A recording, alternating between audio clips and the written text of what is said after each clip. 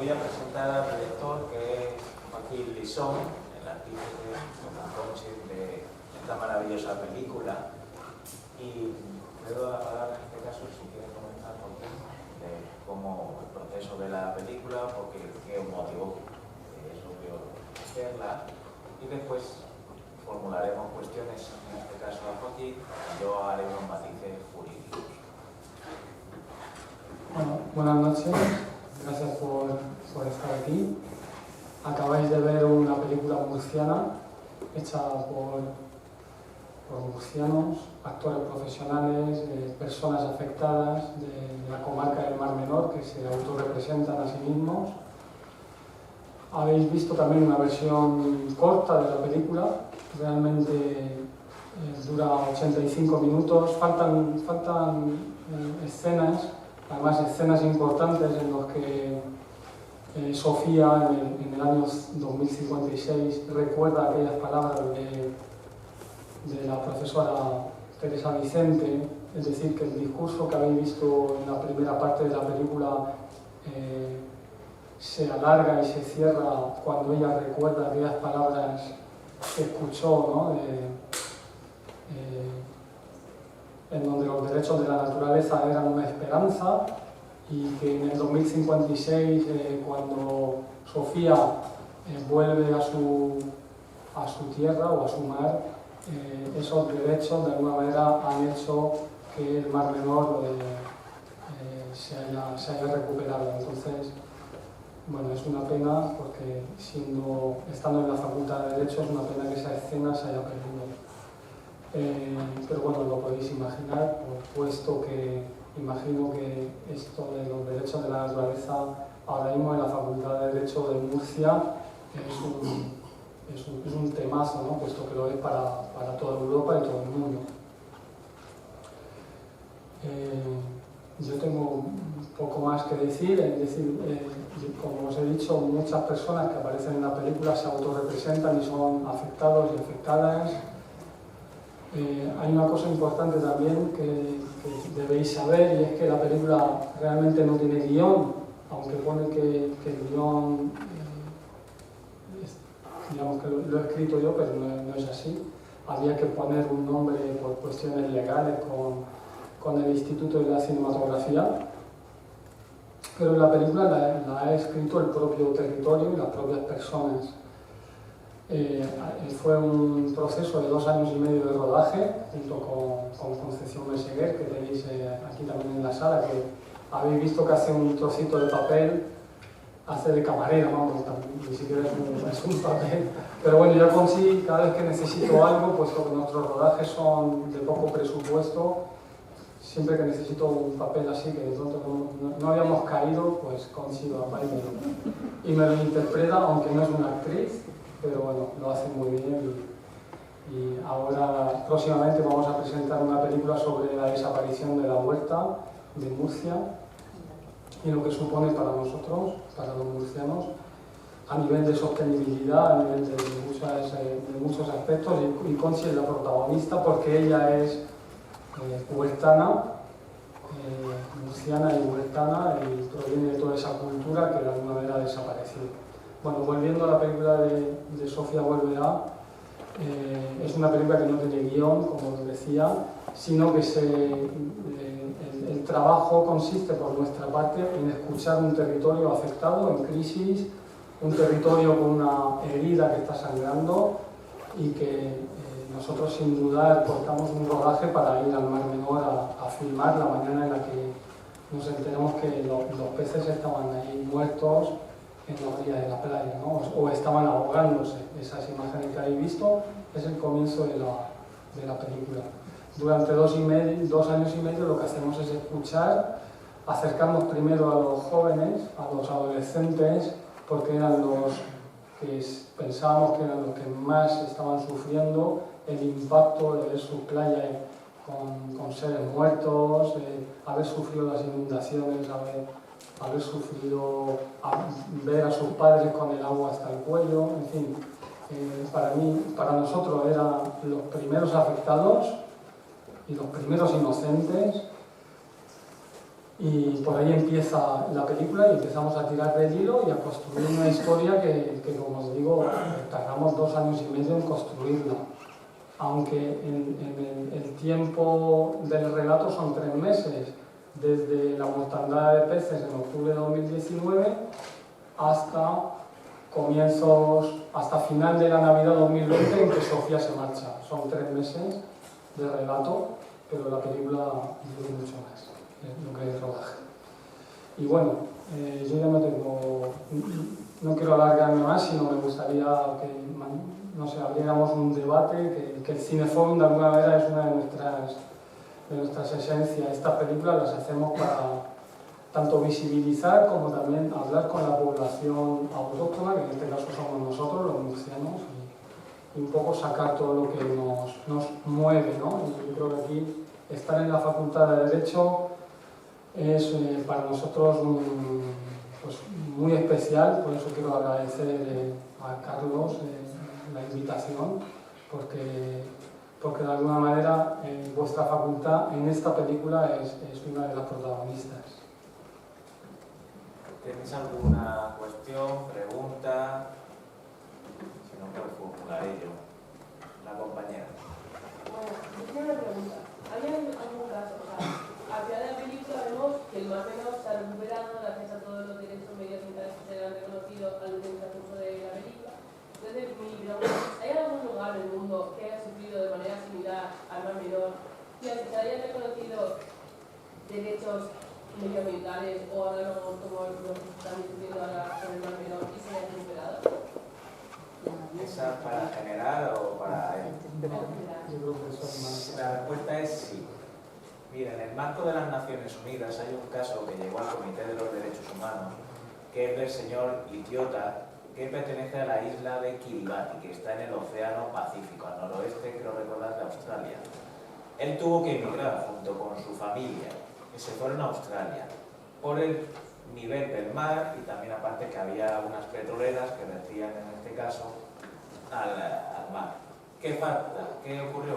Que acabó con toda su agricultura y tuvieron que exiliarse forzosamente. El Comité de los Derechos Humanos dijo que no tenía derecho al asilo, porque el asilo es un derecho ligado al refugiado. De hecho, la película se llama Refugiados Climáticos, Teresa Vicente lo llama también refugiados climáticos. Yo estoy en contra de llamarlos refugiados climáticos y entra ya los debates de académicos. Prefiero migrantes climáticos. ¿Por qué? Porque el concepto de refugiado es de carácter político y surgió después de la Segunda Guerra Mundial porque los europeos se tenían que ir fuera. Los europeos.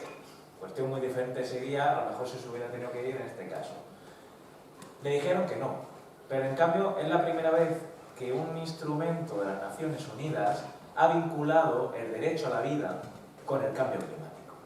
Hasta entonces no había ocurrido. Otro segundo caso llegó al Comité de los Derechos del Niño y lo llevó, se me acaba de reír, ¿cómo se llama la chica esta activista? Greta Thunberg, ¿de acuerdo?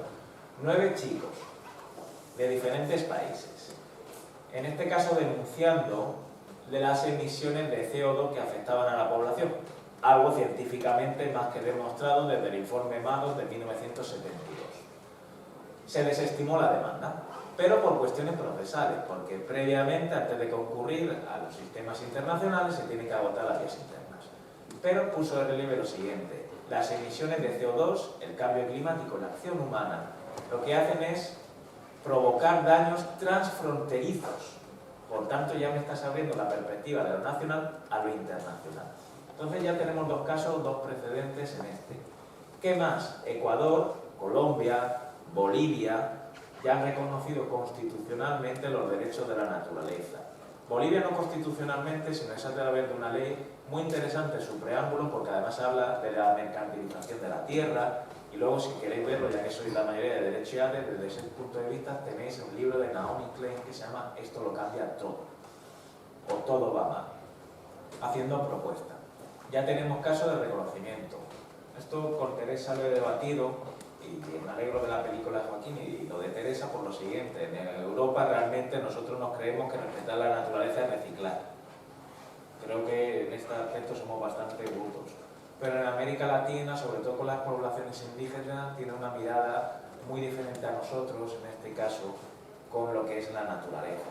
Algunos pueden considerar que conceder derechos a la naturaleza, depende de la perspectiva que lo miren, no es muy adecuado. En Naciones Unidas se protegen a través de los derechos humanos, pero la propuesta de la ILP es no conceder los derechos a la naturaleza por sí misma, no a través de los mecanismos de los derechos humanos. O sea, casos hay, jurisprudencia a nivel nacional, Francia y Alemania también hay, y ahí siempre hay un autor que defiendo que ojalá se recupere selectividad, que es don Miguel Delibes, catedrático de Derecho Mercantil. Miguel Delibes, si leéis toda su obra y si leéis el curso del ingreso a la Real Academia Española del año 79, pone ya de relieve esa destrucción de la naturaleza en España. Pues, estamos hablando ya de hace 50 años casi, y toda su obra va sobre la naturaleza. Luego lo puso en relieve Rodríguez de la Fuente, también ciertos libros de Miguel Delibes, y hay un autor que le gustaba bastante a Borges, que es Emerson, cuyo libro se denomina Naturaleza. ¿Qué es esta unión realmente que no tenemos con la naturaleza? Jurídicamente, ¿por qué si os cae algo encima podéis demandar a la Facultad de Derecho, que no es un ente vivo, y no en cambio podemos defender que biológicamente es un ente vivo al Mar Menor? Aquí ya es donde entran a la academia a debatir. Pero para responder, casos hay y casos habrá. Otra cosa es cómo se denominen. Y los juristas, para eso estamos, para hacer o construir la realidad. Porque si os habéis dado cuenta, y Joaquín lo firma, las movilizaciones sociales, hay una cosa que hay que tener en cuenta, que los derechos se conquistan. Previamente al reconocimiento de un derecho, siempre hay una movilización detrás. Ya lo tenemos desde el punto de vista de los derechos humanos, en derechos individuales, desde la independencia norteamericana, la Revolución Francesa, la Primera o la Segunda Guerra Mundial, etcétera, etcétera. Por eso un jurista creo que siempre debe tener en perspectiva la sociología. ¿Alguna otra cuestión de cómo se ha procesado? La película demuestra a mí que me gusta bastante el pasado y el presente. Entonces, y de hecho hay una escena que sale Conchi, que fue la de la bañera, que a mí me dio un poco de miedo porque me recordaba las películas de terror de los años 80, porque digo, espero que le clavan un cuchillo, pero no era de eso. Entonces me gustaría saber por qué ese pasado y ese presente, para ver también ese vínculo transgeneracional que al final une al Mar Menor. El llevarnos la película en 2056 era pues, plantearnos una pregunta que creo que nos hacemos todas y todos, que es ¿qué va a ocurrir en 2050, fecha que señalan tantos expertos y científicos sobre la evolución del planeta en cuanto al cambio climático, ¿no? Con lo cual queríamos llevarnos la película a ese lugar y contestar o contestarnos. Como habéis podido ver, la película plantea una utopía, que es que el Mar Menor se recupera, que el ecosistema se recupera, que los derechos de la naturaleza de alguna manera se imponen, es decir, el ecocentrismo se establece, digamos, entre nuestras sociedades, con lo cual se recuperan nuestros ecosistemas, entre ellos el Mar Menor. Y un poco estudiando después de la película un poco por dónde van ahora mismo las propuestas artísticas y demás que están trabajando sobre los derechos de la naturaleza, que hay muchísimos artistas que están preguntándose y acercándose a la naturaleza de manera, desde el punto de vista de qué manera se manifiesta, qué nos quiere decir la naturaleza frente a las agresiones humanas.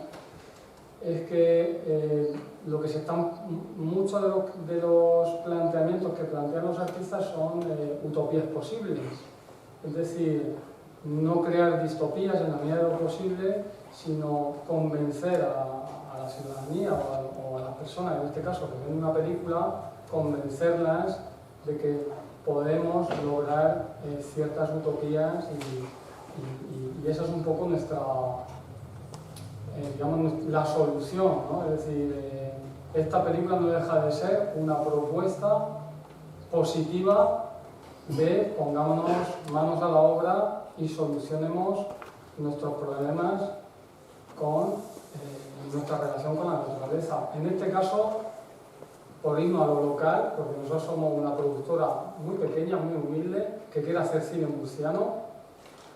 Es decir, nosotros los murcianos podemos ser capaces, tanto vosotros, los jóvenes, como nosotros los de edad media, como toda la sociedad somos capaces de hacer algo por este deterioro medioambiental. Pues la película plantea un gran sí. Entonces queríamos hacer un viaje en el futuro, no por ser, ¿cómo decir? No por hacer espectáculo, no por ser banales, sino todo lo contrario, por decirnos que sí, que es posible, A mí ese mensaje, el compañero, sí, mira. No, iba a decir que ese mensaje positivo a mí me gustó porque me recuerda a un imperativo categórico de Adorno que perteneció a la escuela de Frankfurt, que es decir, la esperanza tiene que ser un imperativo categórico. Cuando transmites eso, además que la película creo que lo refleja muy bien, o al menos yo la usaría, y espero así como un instrumento de educación medioambiental, porque ¿de qué me sirve que la naturaleza tenga derechos si después no hay una buena educación medioambiental? A mí no me dieron, no sé si a ellos. Entonces, todos los programas de Naciones Unidas nos dicen que los Estados miembros tienen que tener una educación medioambiental, otra cosa es que se implante. Por eso yo creo que ya hay huertecicos en algunos colegios, pero esa es la base siempre, la educación. Y si queréis siempre está don Emilio llegó ahí para, con 100 años todavía, decirnos que es la educación, etc. Era el compañero, creo que quería... Sí, yo quería sumar un momento. Quería sumar una cosa, que es que estamos muy sobrecargados de mensajes negativos que nos producen mucho miedo. Las noticias que ven nuestros padres, todos los mediodías, todas las noches, y que nosotros estamos viendo de refilón, nos sentamos a ver las noticias. Yo creo que nos están cargando de miedos que provocan ansiedades, la ansiedad no deja de ser un efecto, o sea, no deja de ser una causa que nos va a bloquear a la hora de actuar. Tener miedo, normalmente la reacción natural del miedo es paralizarse, estarse quieto, no movernos, ¿no? Que no nos vea el enemigo, ¿no? Que no nos coman. Bueno, pues yo creo que los mensajes negativos, en este caso, lo que hemos visto de esta película, no nos dimos cuenta al principio, y es que la distopía es el pasado de Sofía. Incluso cuando ya viajas al 2056, parece como si la película estuviera contada desde el 2056 y ese 2019 quedara como un pasado distópico. Pero en fin, lo que quería transmitir es que el miedo no va a servir de nada y parece que todos son mensajes de cambio climático, desastres. Yo apostaría por todo lo contrario, que no nos bloqueemos, no nos carguemos de ansiedad y pongamos soluciones. Vosotros que sois futuros juristas, sois una parte muy importante de todo esto. Ante una noticia no es noticia, la noticia es la mala, ¿no? Pero es cierto que estamos bombardeados constantemente de noticias catastrofistas, pero claro, no nos da la conciencia. Si tenemos realmente que todo el impacto en el medio ambiente, del cambio climático, de la pérdida de especies, pues realmente no reaccionaríamos, ¿no? Yo, bueno, eso un poquito ha habido tan emocionario, me alabo desde luego y la iniciativa, ¿no? De transmitir un mensaje de una manera muy no sé, inocua, tampoco muy impactante, ¿no? O sea, esa parte emocionante, evidentemente, mi padre fallece, la madre y tal, pero hombre, yo me he estudiado al lado del Mar Menor y Carlos Salerno. Yo recuerdo que me llenaron el Mar Menor y ver cabitos de mar, ¿no? Hace 40 y pico años, ¿no? Claro, también desde era pequeño oigo las ranzanas, ¿no? Tampoco realmente refleja la película cuál es el origen de todo esto. Se habla de la rana, que antes se llamaba botacilla, ahora es una depresión aislada en nivel de Santis, ¿no? De lo que cada de la realidad, ¿no? Una botacilla donde hay frío que hay arriba, humedad abajo y sube y entonces se monta, ¿no? Por metodología pudera, ¿no? Pero claro, hay una parte, digamos, que es de cultivos intensivistas que vierten nitrazos, todo esto está un poquito en el aire, ¿no? Pero claro, yo recuerdo que siempre ha habido gota fría, recuerdo San Javier, pues en Santiago de la Ribera, pues bueno, estaba inundado por los años, que claro, esa casa es porque se inunda, pues inunda porque está construida en un sitio donde daba agua y el agua va por donde tiene que ir, el agua va por los sitios más bajos, por lo cual hace 50 años, hace 500 años iba por ahí, y dentro de 500 años seguirá yendo por ahí. Y claro, cuando se habla de estas cosas, pues hay que ver un poco lo que dicen, ¿por qué esa película continúa ahí? Por ejemplo, ¿no? Pues el hombre también en jabalí, ¿no? Que llevó a la casa, ¿no? Es que es recurrente el tema de las bandas y la gota fría en mucho, ¿no? Y yo no soy de mucho, ¿no? Pues si no está por acento, soy madre de esto, ¿no? Bueno, arriba que ¿no? Me preocupa, ¿no? ¿Por qué? Porque son crónicas de desastres anunciados, digo yo, desde hace muchos años. Entonces eso tampoco transmite, o sea, se habla de ese impacto medioambiental del desastre ecológico, pero no realmente no transmite cuál puede ser la causa real de todo ese desastre. La película, te refieres, ¿no? Sí, sí, hay una escena que no está, que sí que habla de una persona que la entrevistan y responde un poco a los abusos que se están haciendo en la agricultura, a nivel turístico, a nivel urbanístico, incluso se remonta a la minería, ¿no? Que fue el primer causante, el primer contaminante, ¿no? La minería y toda la basura que bajaba por la Rambla. Sí, en esta versión no vienen las causas. Tampoco el tema de las causas nosotros no queríamos entrar demasiado. No queríamos entrar demasiado, queríamos entrar más en las consecuencias sociales, ¿no? Humanas y por correspondencia de la naturaleza. Como los peces no pueden hablar, bueno, pues que hablen los niños, pero es una manera de hablar de todo el desastre socioecológico, ¿no? Las causas creo que las sabemos, llevamos ya mucho tiempo sabiendo qué está pasando aquí. Que por cierto, mañana tenemos un cineforum en una población que está a pocos kilómetros del mar, ¿no? Donde están toda la agricultura intensiva. Vamos para allá. Ya os contaremos. Pero en fin, hay como mucha controversia. Hoy me llamaba el concejal. Bueno, he recibido llamadas. ¿Por qué ponéis esta película aquí? En fin, que hay muchos intereses en esta comunidad autónoma. Hay una economía muy potente en cuanto a agricultura. Es un pulmón muy potente para la economía murciana y eso pues crea contradicciones que habrá que arreglar, digo yo. Yo primero quería felicitarles por la película y porque creo que pone de relieve un problema que lo sufrimos de cerca, pero que es como usted decía, que es más global que realmente las causas por las que se ha producido el tema del Mar Menor. Y quería lanzar una pregunta jurídica en este tipo de situaciones. Cuando hablamos de que se reconocen derechos de la naturaleza, se ha reconocido recientemente la personalidad jurídica del Mar Menor, si no me equivoco. En estos casos, no sé si se ha articulado ya o está por verse, que es a quién se consideraría víctima, porque podemos hablar de las víctimas, personas que sufren directamente de ese ecosistema. Hablaba también de daños transfronterizos en el marco de las Naciones Unidas que afecta a otros países porque al final todos estamos conectados. O si sería también víctima el ecosistema en sí como ente abstracto. O sea, ¿de qué forma se articula o se podría articular esa reparación? Pues de conformidad con nuestra ley, ¿no te refieres a eso? ¿O en general? Sí, o en general. En general, que tendría que irme a la ley de cada país.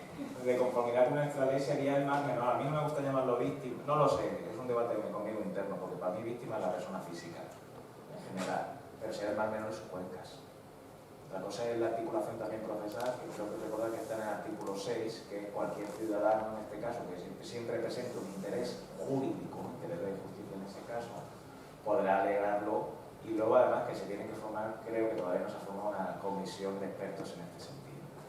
Pero en cuanto a eso sería el Mar Menor, en su conjunto como ecosistema. Que el señor ese que ha salido en una pantallica de ese Joaquín Araujo, que es os lo recomiendo, que es un buen activista, bueno, creo que se define como agricultor y poeta, que sobre el Mar Menor en este caso lo dice bien, pero respondiendo sería el Mar Menor. Luego en otras situaciones la Corte Interamericana de Derechos Humanos se ha considerado como sujeto pasivo a ríos. de poblaciones indígenas que necesitaban ese río para vivir. Y si le quitas el río es que no vive. Porque de un río, de hecho, incluso con todas las batallas, el río sirve para ver al enemigo, poder destruirlo, etc. Vamos, eso lo tenemos desde los visigodos en España. Luego también, pequeñas lagunas en Bolivia. También creo que en los Países Bajos se está planteando una cuestión en relación, sobre todo, de carácter de ríos. Y aquí en España me consta, pero de momento está la cosa calmada, que hay, con Doñana lo han presentado, no lo quieren presentar. Entonces tiene que ser la figura concreta en este caso. A mí lo que me va a llamar la atención, estoy deseando que llegue el caso a los tribunales. A ver cómo lo plantean, cómo interpretan la ley, y a ver si los jueces descubren algo que sea más de allá del derecho nacional, incluso lo del constitucional. Ahora en una hipótesis que todavía no pasa, en el marco de la Corte Penal Internacional, por ejemplo, en caso de que en el futuro se metiera como dentro de los crímenes, igual me estoy metiendo en un... se reconociera como crimen sujeto a la Corte Penal Internacional el ecocidio, ¿se podrían denunciar este tipo de situaciones? Depende cómo definan el ecocidio. Hay una definición que la han hecho pues 5 grandes estrellas del derecho internacional que yo no estoy para nada de acuerdo con esa. Lo hice una propia mía hace ya tiempo, pero depende qué entiendas por ecocidio. Hay algunos que planteaban que ecocidio incluso podía ser no solamente la acción humana, sino la acción de la propia naturaleza. Y dice, pero es que yo no puedo controlar la acción de la naturaleza. Eso ya, pues, por pensar, imaginar, eso ya es ámbito literario para mí. ¿Qué es lo que han planteado? Yo no estoy de acuerdo con esa, pero no creo que en la Corte Penal Internacional el ecocidio se reconozca jamás. No, ahora mismo, pero sí que en materia de medio ambiente se puede considerar ciertas destrucciones como crímenes de guerra. Esa hay que llevarla como un subtipo, y eso sí que está permitido. Pero el ecocidio, quitando Ecuador, es muy difícil definir, porque cada uno tira para un lado. Para mí el ecocidio sería que se demuestre con una acción humana, reiterada en el tiempo. Humana pero reiterada en el tiempo. Hay otros que consideran más amplio, pero es que en derecho las cosas muy amplias, sobre todo en derecho penal, yo creo que puede ser peligroso, porque cabe todo. Los delitos abstractos hay que tener cuidado.